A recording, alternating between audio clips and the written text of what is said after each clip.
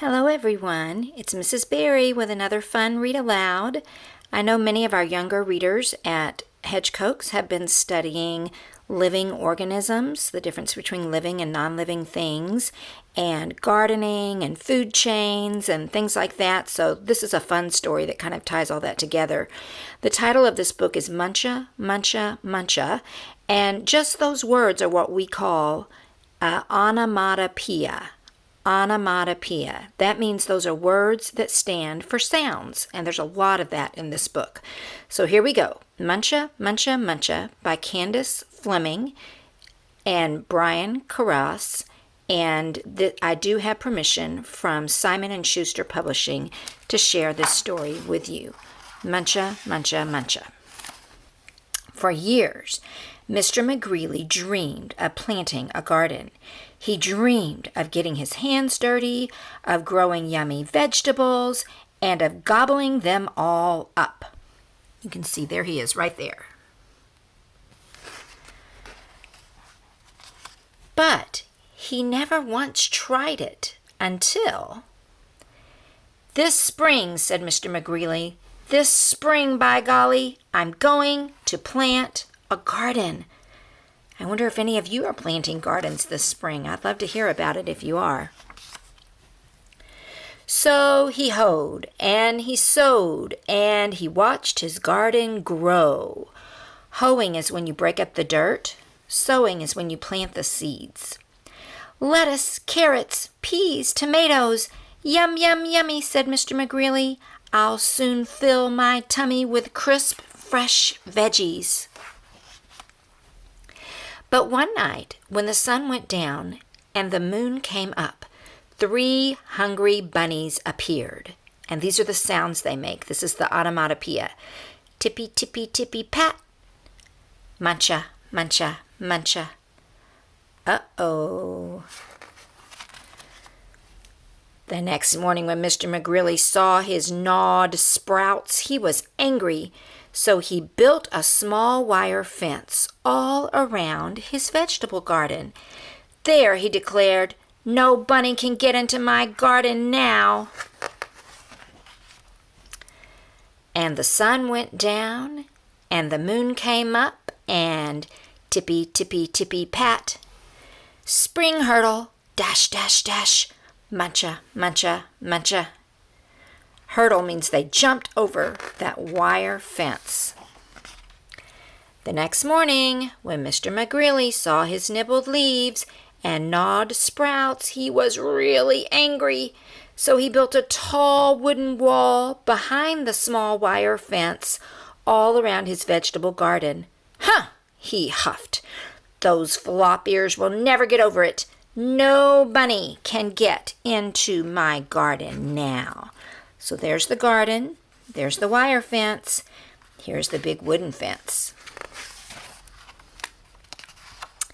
And the sun went down, and the moon came up, and tippy, tippy, tippy, pat, dig, scrabble, scratch, scratch, scratch. Spring hurdle, dash, dash, dash, muncha, muncha, muncha.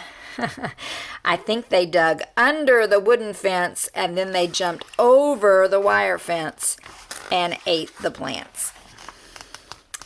The next morning, when Mr. McGreeley saw his chewed stems, his nibbled leaves, and his gnawed sprouts, he was really, really angry.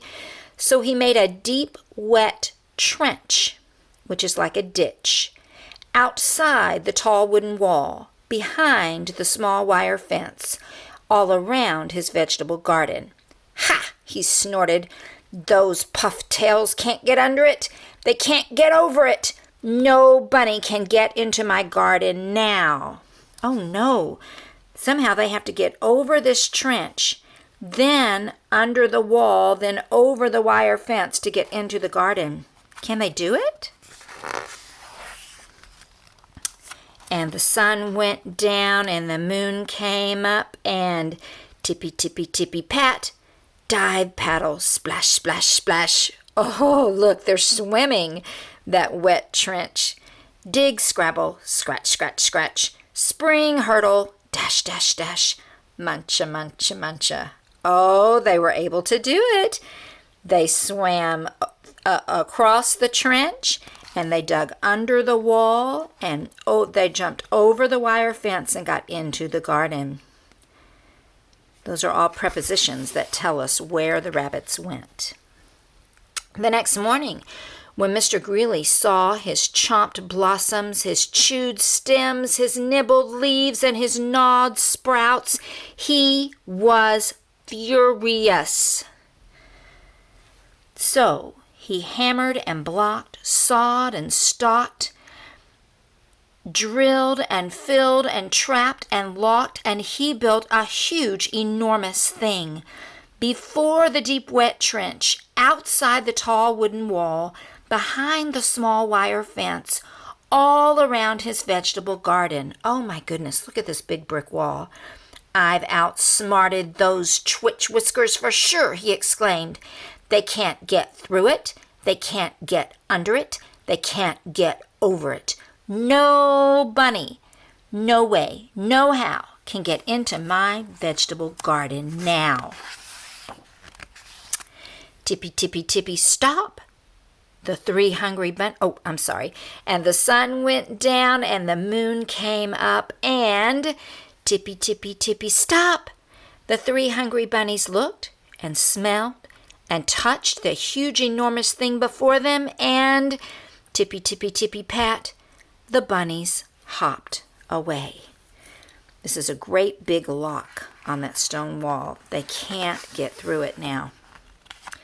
The next morning, when Mr. McGreeley saw his untouched vegetables, he was happy. Now he's looking at the vegetables through this little window that he's made in the stone wall. Watch these pictures very carefully. I beat the bunnies, he whooped, and he did a jiggly-wiggly victory dance. Then he climbed over, jumped across, squeezed between, and crawled under until he reached his vegetable garden.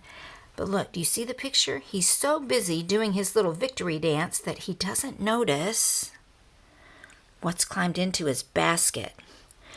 Ah, sighed Mr. McGreeley at last, smacking his lips. He picked and pulled up lettuce, carrots, peas, tomatoes, and with his basket overflowing, he reached inside for something yummy.